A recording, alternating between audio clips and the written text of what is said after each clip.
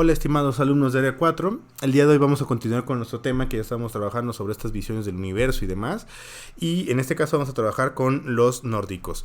Realmente yo ya el tema prácticamente lo estaba dando por terminado, acabaríamos en la sesión que correspondería a este video, pero bueno, en los comentarios vi que varios querían que siguiera con cuestiones mitológicas, y luego ya en la videoconferencia otros más me dijeron que siguiéramos con nórdicos o que habláramos de los nórdicos, entonces bueno, vamos a hablar un poquito de ellos. Hay algunas aclaraciones importantes de hacer de los nórdicos. Lo primero importante es que los pueblos nórdicos no estamos haciendo referencia directamente a los vikingos, sino que los nórdicos serían más bien a los pueblos germanos o pueblos que vivían en el norte de Europa, particularmente en la que sería el norte de Dinamarca, el sur de Noruega y el sur de Suecia. Serían los lugares en donde estaría ubicado estos primeros pueblos nórdicos, que posteriormente van a terminar fusionándose con los pueblos indoeuropeos que llegan a través de migraciones a esa zona del norte, los que comúnmente se han llegado a llamar como los arios. De ahí un poquito toda la fascinación y toda esta idea retorcida que tenía Hitler sobre la raza pura y la existencia de los pueblos arios y que eran indoeuropeos, y ellos estaban conscientes de eso. Pero bueno, la idea es que llegan ahí y hay una fusión mitológica entre ellos, y buena parte de toda la mitología que tenemos actualmente pues más bien es el resultado de esa fusión con el pueblo nórdico.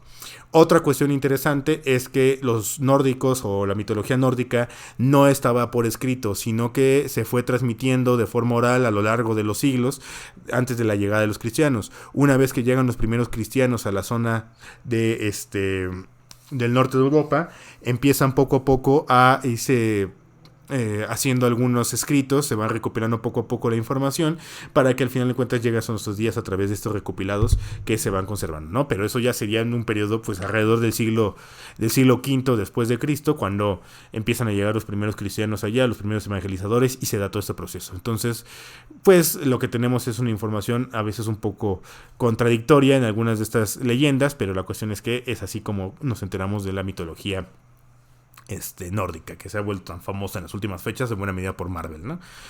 Vale, entonces, ¿qué más podríamos comentar? Ya empezando con esto, lo primero que tendríamos es el inicio. ¿Cómo es el inicio para los nórdicos? Al contrario de otros pueblos que hemos estado viendo, al inicio no es que existiera el caos, sino más bien que existía el vacío. El vacío que es llamado Ginnungagap.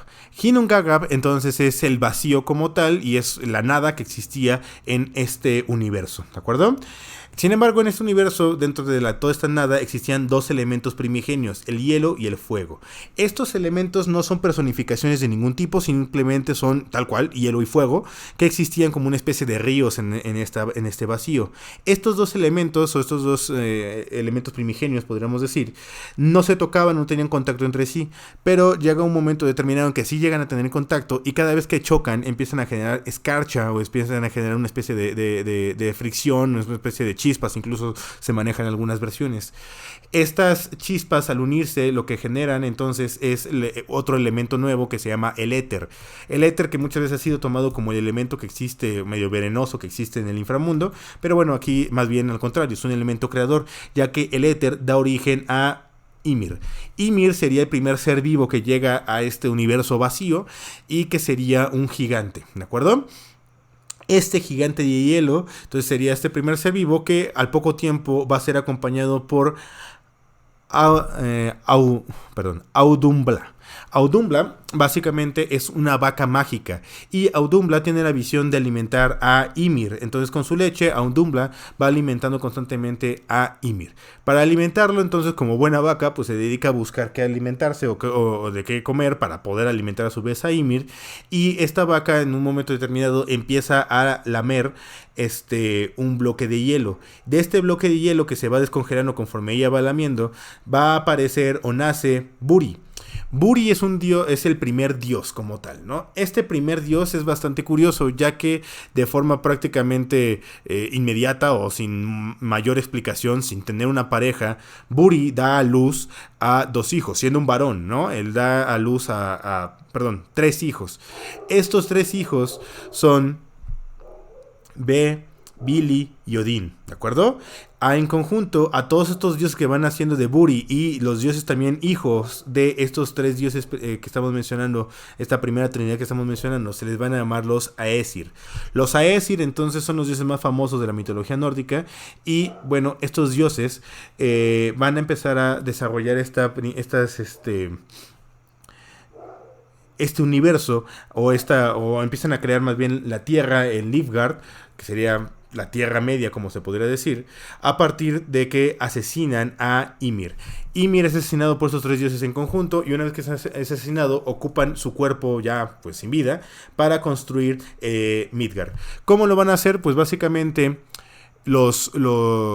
el cuerpo de Ymir se va a convertir en la tierra, su sangre se va a convertir en el agua, y su cráneo va a ser utilizado como la bóveda celeste para Midgard, ¿no? No para todo el universo, sino solamente para Midgard. Entonces, así es creado Midgard, que ocupa un nivel intermedio en Yggdrasil. Yggdrasil, que es este árbol primigenio, que ahorita vamos a hablar, también llamado el árbol de los mundos. Y bueno, ahorita vamos a mencionarlo un poco más a fondo. Pero la cuestión es que Midgard para este momento está completamente vacío. No hay vida en él, básicamente, y la vida va a ir apareciendo poco a poco. ¿Qué más podríamos mencionar? Bueno, también existen otro tipo de dioses menores, por así decirlo, que serían los Vanir. Los Vanir son dioses de la naturaleza que eventualmente van a ser derrotados por los Aesir, ¿de acuerdo? Estos dioses Vanir son derrotados entonces por los Aesir en una especie de guerra que van a librar.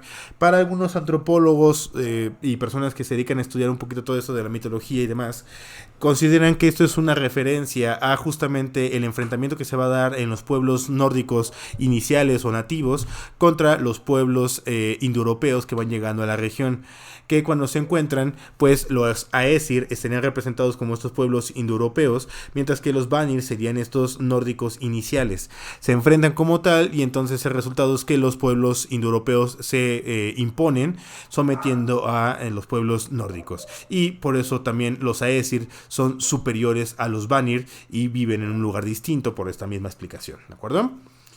Bien, dicho esto, entonces estos dioses que son de la naturaleza pues se encargan de procesos naturales, como pues sería la fertilidad, sería también las estaciones, los cambios de clima y cosas de ese estilo. Pues ellos serían los encargados de que existiera todo esto, ¿de acuerdo? Bien, el Yggdrasil, por otro lado, entonces, es este árbol primigenio, este fresno perenne que existe. ¿De dónde salió o cómo apareció? ¿Quién sabe? No se explica en ninguno de los mitos que nos han llegado hasta la actualidad, se explica de cómo salió este árbol. Simplemente es un fresno, uno de estos típicos árboles gigantescos que se dan mucho en estas zonas de Europa, en las zonas germánicas de Europa, en la zona norte de Europa. Y bueno, pues este árbol gigantesco se genera ahí. Y mantiene unidos, o su función es mantener unidos a los 9 mundos que tienen como concepción los pueblos nórdicos. Estos 9 mundos son los que tenemos ahí, siendo el primero de ellos Asgard, el que está en la parte más alta de este Yggdrasil o de este árbol, donde habitan los dioses, particularmente solamente los Aesir. Los Vanir tienen otro lugar. Luego tenemos a Midgard, que es la Tierra Media, como habíamos comentado, que es la que está en lo que habitamos los seres humanos, también llamado el reino de los hombres. Por otro lado tendríamos el Heimheir, que básicamente es la tierra de los muertos, es una especie de inframundo a donde van todos aquellos personas que mueren pues de forma natural o que mueren de forma no heroica. Aquellos que mueren en guerra o de forma heroica van directamente al Asgard, ¿no? Pero los demás pues terminan en Helheim. Luego tendremos a Niflheim. Niflheim sería el lugar es un inframundo, pero este inframundo es negativo o es un inframundo de desesperación. Aquí muere la gente, o aquí llega la gente que llega que muere de forma deshonrosa, es decir, envenenando a alguien o con un pecado muy grande, matando a un hermano, por ejemplo, cuestiones de ese estilo. Aquellos que tienen algún tipo de carga muy pesada moralmente hablando, de que hicieron algún tipo de crimen o llegaron a cometer algún tipo de acción deshonrosa, pues terminan ahí, donde sí es un lugar de sufrimiento. Helheim simplemente es el lugar donde habitan los muertos, ¿no? Luego tenemos a Muspelheim, que es el lugar donde habitan los gigantes de fuego, herederos justamente de este fuego primigenio que estamos mencionando, ¿no? Svartalheim básicamente es el lugar de los elfos oscuros. Alfheim sería el lugar de los elfos de luz o elfos comunes, por así decirlo. Vanalheim es el lugar donde habitan los Vanir, es el reino de los Vanir. Y Jotunheim, que es el reino de los gigantes de hielo, que lo hemos visto representado en varias ocasiones en en el universo de Marvel, ¿no? Pero bueno, es en donde habitan los gigantes de hielo, que son herederos o son hijos de Ymir, ya que Ymir antes de morir tuvo una descendencia bastante amplia de gigantes de hielo, y al morir Ymir y inundarse el mundo con la sangre de este que había muerto, mueren todos los gigantes excepto 2 de ellos, que son los padres de realmente de estos que viven en Jotunheim, ¿no? Entonces, bueno, particularmente Jotunheim y Muspelheim son lugares negativos, ya que en estos lugares lo que buscan estos gigantes simplemente es establecer el caos, volver a establecer el caos, y entonces, bueno, generan toda esta serie de problemáticas. ¿Qué más podríamos mencionar? Bueno, existe en este Yggdrasil o en este árbol, existe una vida donde hay seres, deidades, que están ajenas a estos mundos, o que no tienen realmente un contacto demasiado constante con este mundo, más allá de existir como tal ellos mismos, ¿no? Entonces, bueno, en la copa del Yggdrasil se ubica entonces un águila, que es una especie de vigilante, junto con un halcón. Este halcón es más pequeño y está colocado o está parado en medio de los ojos del águila, y este halcón también funciona como una especie de vigilante. En el tronco del árbol existe una ardilla que se llama Ratatosk. Ratatosk es una ardilla intrigosa, por así decirlo, que constantemente está generando intriga o pelea, disputa entre este águila vigilante que estamos mencionando y un dragón o serpiente, dependiendo de la versión, que se llama Nidhogg. Nidhogg, entonces, es un dragón que está en el inframundo, lo que serían las raíces de Yggdrasil, y constantemente está alimentando de las raíces de este árbol, tratando de comérselo, desbaratarlo, para que caiga el árbol y el poder enfrentarse a el águila que estamos mencionando anteriormente, ya que son enemigos a muerte. Y Ratatouille se le dedica todavía a hacer más problemas entre ellos. Por otro lado, también tendríamos que existen en nivel intermedio, es decir, sobre Nilfgaard, existen 4 venados. Estos venados no queda muy claro cuál es su función, hay mucha discusión actualmente. Algunos hacen referencia a que son directamente representaciones de lo que serían las 4 estaciones, o también 4 vientos distintos celestiales. Aquí también algo importante que me faltó mencionar en la parte de arriba cuando hablamos de la creación de Midgard, es que una vez que es creado Midgard, el cráneo de Ymir es ocupado para crear la bóveda celeste, y esta bóveda celeste va a ser mantenida en pie por 4 enanos, que estos 4 enanos son gusanos originalmente que salen del cuerpo de Ymir una vez que está muerto, y estos 4 gusanos van a ser convertidos en enanos, en gnomos, una cuestión de ese estilo. Realmente para los nórdicos esta diferencia entre gnomos, enanos, trolls y cosas de ese estilo no está como muy bien dividida, como que todos son parte de lo mismo. Entonces, bueno, la cuestión es que esos 4 enanos sostienen el cráneo de Ymir sobre Midgard, y estos 4 enanos representan los 4 puntos cardinales, y de hecho tienen los nombres de los 4 puntos cardinales, ¿no? Norte, sur, este y oeste. Entonces básicamente serían estos 4 enanos los puntos cardinales. Luego también dentro de Midgard, o al mismo nivel que los venados, tendríamos a las Nornas. Las Nornas son una especie de mujeres deidad que están ahí sobre Midgard, y que son las encargadas de cuidar del árbol. Ellas son las que lo riegan constantemente, o todos los días lo están regando con el agua de un pozo celestial que está hoy ubicado en Midgard también, y de ahí toman el agua para hidratar al árbol o para darle vida al árbol. Si no fuera por ellas, entonces en algún momento este dragón Nidhogg terminaría destruyendo el árbol o derribando el árbol, con todo lo que implicaría, pues, el final del universo básicamente. Entonces estas nornas son las encargadas de cuidar el árbol, ¿no? Luego, pues ya hablando directamente de lo que verían ellos como el final del universo, tendríamos la cuestión del caos contra el orden. Para los nórdicos, al igual que pasa con los egipcios, y a diferencia de lo que pasa con mesopotámicos y con el mundo cristiano, por ejemplo, la lucha eterna no es entre el bien y el mal, sino más bien es entre el caos y el orden, ¿de acuerdo? Los dioses de Asgard, los Aesir como tal, son representantes del orden, y en el caos hay una serie de otros elementos, otras series de deidades distintas que buscan provocar esta destrucción del universo, en el que obviamente sería el dragón Nidhogg como una parte de todo esto.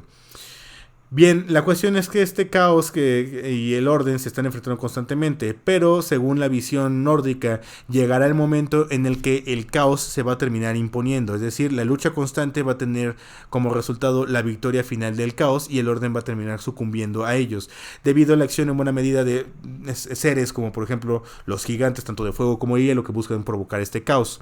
A todo esto, entonces los nórdicos le llamaban Ragnarok, que es el final del mundo para que renazca en otro universo distinto. Entonces es un poquito como la visión que existía o que habíamos hablado del hinduismo con el final del sueño de Brahma y el inicio de la pelea entre Shiva y Vishnu por destruir el universo, que finalmente termina ganando Shiva destruyéndolo, ¿no? Entonces sería algo parecido en este caso, ya que va a renacer, y también parecido un poquito a la visión cristiana que tienen sobre el apocalipsis, ya que, bueno, si ustedes han leído el apocalipsis, que creo que el profesor Castañeda los ponía a leer en algún momento, se habla claramente de que, aunque sí es como el final del mundo, al final de cuentas, después de este mundo vendrá un mundo mejor. Entonces, un poquito esta misma visión tenían los pueblos nórdicos.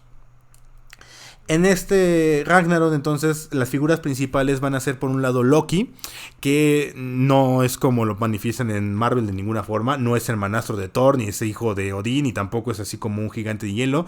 En algunas versiones, efectivamente, se maneja que es la versión de que es un gigante de hielo, o es hijo de gigantes de hielo, pero en la mayoría de las versiones que existen sobre los mitos nórdicos o las leyendas nórdicas, se habla de que Loki más bien es una especie de entidad por separado del caos, ¿no? Como el caos personificado de alguna forma podríamos decir. Y él tiene varios hijos, de los cuales estarían, bueno, Hela, que sería la diosa que se encarga de controlar el Helheim. Y por otro lado teníamos otros como Fenrir, que es un lobo gigantesco, y Jörmungandr, que es una serpiente gigantesca igualmente, ¿no? Jörmungandr entonces habitan en los océanos y es una serpiente que crece de tal tamaño que termina rodeando por completo el planeta o Nilfgaard y termina mordiéndose a sí misma. De ahí esta famosa imagen del eterno retorno y demás, que como podemos ver también aquí con el renacimiento del universo, pues es un significado muy importante para ellos, ¿no?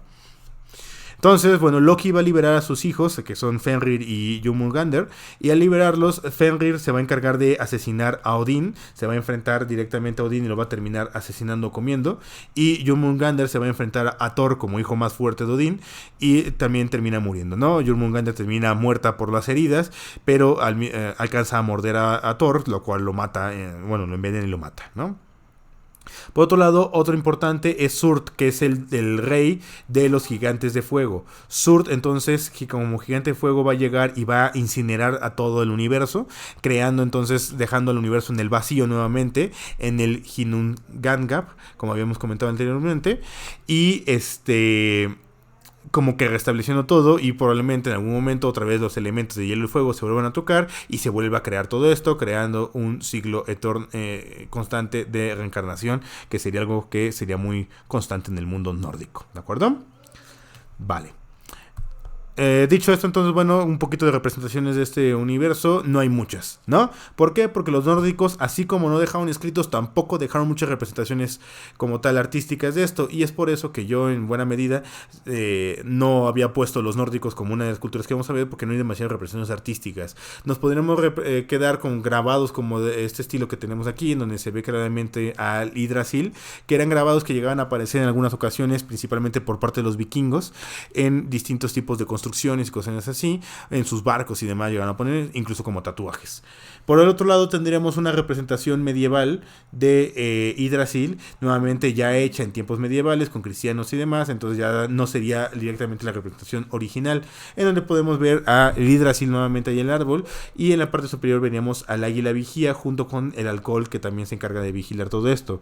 Debajo tendríamos aquí a la serpiente o el dragón que habíamos mencionado, que quiere comerse a el águila celestial, o el águila celestial, el águila vigía que tenemos ahí arriba, y aquí tendríamos, bueno, por alguna razón aparecen varias de estas ratas, o de estas más bien ardillas, perdón, pero tendríamos a Ratatok, que sería el encargado de estar causando problemas entre estos tres, ¿no? Entre estos dos, más bien. Entonces, no tenemos demasiadas representaciones, por eso me los había saltado, pero bueno, sería a grandes rasgos eso.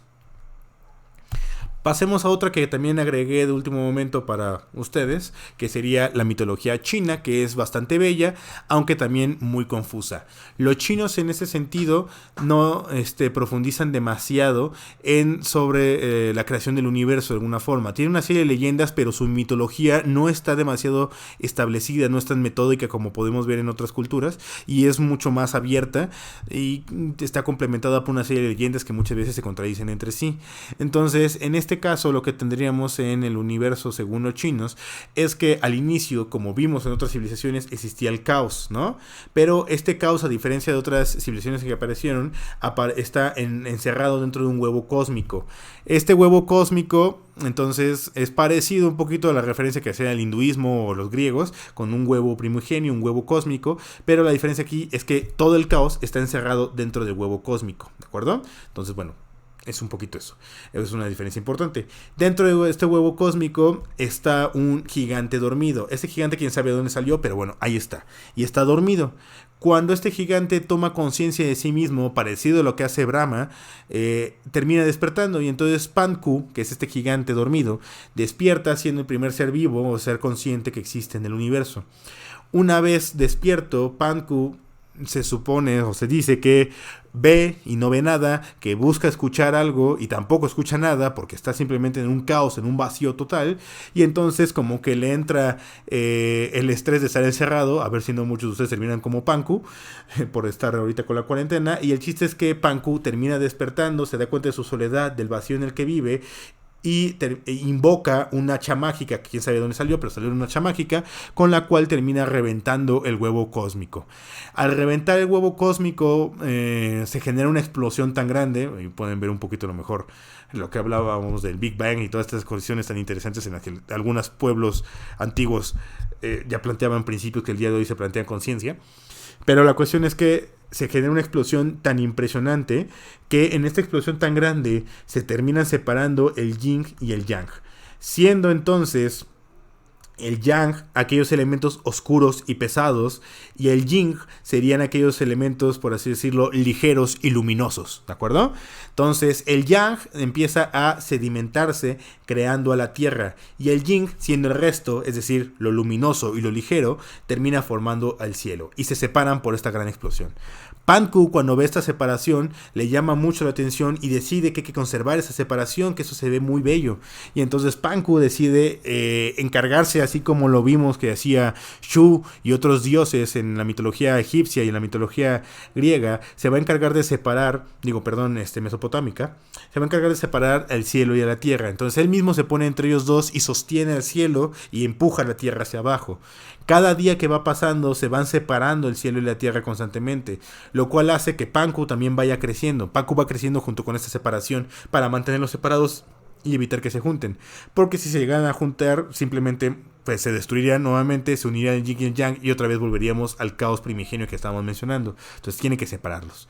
En otras versiones, supuestamente Panku es ayudado o apoyado por otros seres mágicos, que serían en este caso una tortuga, un dragón, un fénix y un Qilin. Este Qilin es una cosa extraña, es una suerte entre, podríamos decir, una especie de unicornio y una quimera, ya que en la descripción se dice que el Qilin básicamente es un ser que tiene cuerpo de león, escamas de pescado y cabeza de venado o astas de venado. Y en otras representaciones más modernas, el Qilin es representado como una especie de unicornio que está en llamas, un unicornio blanco en llamas. Seguramente alguno de ustedes entenderá mi referencia, pero es bastante parecido a Rapidash, este Pokémon que es un unicornio con fuego, ¿no? Después de esa referencia nerd, bueno, continuamos. Lo que tendríamos entonces es que Panku, después de que consigue separar el universo completamente, separar el cielo y la tierra, llega a un punto en el que cielo y tierra se dejan de separar, se quedan como quietos y entonces ya se quedan como estables, ya no buscan unirse. Entonces Panku se da cuenta de esto y cae completamente exhausto y muerto, ¿no? Por el cansancio de estar separándolos durante tanto tiempo, son años y años y años en los que Panku está encargándose de separar esto. Panku simplemente cae rendido y pues es un gigante, literalmente va cayendo, y cuando va cayendo su cuerpo se va transformando, de tal momento que cuando choca contra la corteza de la tierra o choca contra la tierra, explota su cuerpo en 1000 pedazos y sale disparado por todos lados, y cada parte de su cuerpo va a terminar formando distintas partes de nuestro mundo. Su aliento, su último aliento antes de caer o de impactar contra el suelo, se va a convertir en el cielo y las nubes. Su poderosa voz, al ser un gigante, se convierte en los truenos. Su ojo izquierdo y su ojo derecho empiezan a brillar y crean respectivamente al sol y la luna. Izquierdo el sol, luna derecho. Y estos dos se buscan estar unidos, al final de cuentas son ojos, y buscan estar unidos, y entonces se persiguen a lo largo del cosmos, y por eso explica un poquito la rotación de estos astros, ¿no? Sus 5 miembros van a terminar formando las montañas. 5, es decir, ambos brazos, ambas piernas y su pene. En este caso, pues terminan formando 5 montañas primigenias que existen en esta tierra inicial, de las cuales los chinos ubicaban por lo menos 2 de ellas ubicadas en Asia. El resto decían desconocerlas y estaban en el resto del universo, probablemente, o en el resto de la Tierra más bien. Entonces los chinos ubicaban que no conocían completamente a la Tierra y que seguramente había más partes de Tierra a lo largo de este planeta, ¿no? La sangre de Panku se convierte en el agua, en los océanos y demás, y a su vez sus venas se van a convertir en los ríos por donde va a pasar alguna cantidad de esa agua. Su carne termina siendo convertida en campos fértiles, es decir, su carne va a permitir la existencia de las flores, los árboles, incluso también de los animales que van apareciendo posteriormente. Su pelo y su barba salen disparados hacia el cielo, convirtiéndose en las estrellas. Sus huesos se van a convertir en minerales preciosos como jade, el oro, la plata y cosas de ese estilo. Y por otro lado, su sudor de todo el esfuerzo que realizó se convierte en la lluvia, ¿no? Entonces, a grandes rasgos sería así. Por el otro lado, en la cuestión de los dioses, de la creación del ser humano, ahí aparece una deidad distinta, que es Niu Kua. Niu Kua es una diosa de la fertilidad, y esto es parte de lo caótico que es la mitología china. Los chinos no tienen mecanismos muy claros de su mitología, entonces, como les decía, no está una mitología bien ordenada como podemos encontrar en otros. Entonces aquí lo que tenemos es que Niu Kua es una diosa de la fertilidad. ¿De dónde salió? Quién sabe, pero ahí estaba esta diosa, ¿no? Incluso en otras versiones, Niu Kua estaba enfrentada contra la diosa del fuego, y del enfrentamiento deciden competir por la creación de un ser perfecto, y Niu Kua termina creando el ser humano, ¿no? Por otro lado, incluso hay la versión de que Niu Kua era la esposa de un rey. El rey quién sabe dónde sale, pero bueno. La cuestión es que Niu Kua es una diosa de la fertilidad que estaba feliz con sus animales, sus plantas y el universo tan bello, pero que se sentía sola, y entonces decide, agarrando agua y tierra, es decir, con lodo o barro, como hemos visto en otras mitologías, crea a los seres humanos, les va dando vida, y al mismo tiempo les enseña las artes, tanto la pintura, pero principalmente la música y la danza, y estos seres humanos empiezan a bailar y hacen que Niu Kua no se sienta tan sola, y ella está muy feliz con sus creaciones, ¿no? Y por eso cuida a los seres humanos. El caso es que aquí interesante, no es que solamente crea un hombre y una mujer como en muchas otras mitologías, sino que crea a todo un grupo de seres humanos, que eso les va a permitir reproducirse, cosa que por ejemplo pasan por alto otras mitologías, sino que aquí sí es muy importante que existan muchos distintos para que puedan reproducirse entre sí, y de ahí va saliendo toda la humanidad, ¿no? Y ayudan a que Niu Kua no esté triste. Dentro de representaciones artísticas tendríamos unas más modernas, otras más antiguas de alguna forma. Tampoco es que se enfocaran mucho los chinos en hacerlo. Los chinos no estaban demasiado interesados en representar sus mitologías, ya que las manejaban mucho como leyendas. Y entonces, bueno, lo que tendríamos aquí en primer punto, en esta parte superior, sería el caso del gigante que habíamos mencionado, Panku, que está ahí con el yin y el yang, este famoso elemento, que él se va a encargar de separarlos finalmente con la creación del cielo y de la tierra. Aquí tenemos una representación pues más moderna también de lo mismo, en donde podemos observar el yin y el yang también aquí separados. Tenemos a Panku muriendo aquí finalmente, junto con los aparentes asistentes que tuvo, el fénix, la tortuga, el dragón y esta cosa extraña que les decía, el Kilin, que pues puede tener distintos tipos de representaciones. Incluso si ustedes ponen Kilin ahorita, les puede aparecer también esta versión como de unicornio en llamas, ¿no? Y aquí en la otra imagen tendríamos un grabado un poquito más tradicional del siglo XX, en donde podríamos ver a esta diosa que habíamos mencionado, diosa de la fertilidad, que está pues aquí con algunos elementos un tanto naturalistas y demás. Como tal les digo, entonces nuevamente no hay demasiada profundización en estas leyendas, realmente quedan como eso, como leyendas, como para explicar fenómenos naturales, pero no es que los chinos tuvieran demasiado esto, y realmente sabemos que en su religiosidad, o que varios de ustedes deben saber que en la religiosidad china más bien se hace una referencia a los ancestros más que a una cuestión de dioses como tal. Entonces la espiritualidad es importante, pero no una espiritualidad al estilo de lo que habíamos mencionado anteriormente. Y un elemento que me faltó poner y que no mencioné, más que poner, más bien no lo mencioné, y no lo puse en el caso de los nórdicos, es la creación del ser humano. ¿Por qué? Porque en la mitología nórdica se plantea que el ser humano es creado por Odín, que empieza a tallar un tronco de unos árboles y de ahí salen las personas, ¿no? Esto es un tanto extraño porque pareciera ser que esta versión de la creación del ser humano va a aparecer posteriormente con la llegada de los cristianos, y esta creación va a tener mucho que ver con la creación del ser humano según el cristianismo. Entonces parece ser que no es la versión original. La versión original no la conocemos, o quizá ni siquiera existía como tal, y el ser humano aparece como simplemente resultado de una especie de proceso evolutivo en Midgard. La cuestión es que simplemente aparece por ahí el ser humano y sería a grandes rasgos. Y bueno, pues la referencia de los bosques es muy importante. Evidentemente el fresno, como un árbol primigenio, árbol importante, pues hace referencia a toda esta visión que tenían sobre los bosques y demás. De hecho, los nórdicos no tenían prácticamente templos, sino que tenían algunos altares por ahí, y sobre todo, pues muchos de ellos iban a orar directamente en el bosque, donde llegaban a tallar los rostros de algunos dioses, pero no tenían como tal un canon establecido de la apariencia que debían tener y demás, y los querían según su imaginación, iban estableciendo todo esto. Entonces hay muy pocos rastros, como les decía, artísticamente hablando de esto, y la mayoría o prácticamente todos los grabados que tenemos o que pudieron llegar a tener estos pueblos nórdicos pues fueron quemados por los cristianos durante la evangelización. Entonces bueno, eso sería grandes rasgos. Con esto terminaríamos con estas mitologías. Les agradezco su atención, acuérdense de hacer su actividad y también de resolver el cuestionario de repaso que les voy a dejar, ¿de acuerdo? Probablemente tenga límite de tiempo, así que bueno, estén atentos. En la videoconferencia daré algunas indicaciones sobre esto, pero también mandaré las indicaciones como siempre en las instrucciones de Classroom, entonces para que lo tomen en cuenta y no se les olvide esto. Y bueno, pues gracias, los espero en la videoconferencia para dudas y comentarios, y cuídense, hasta luego.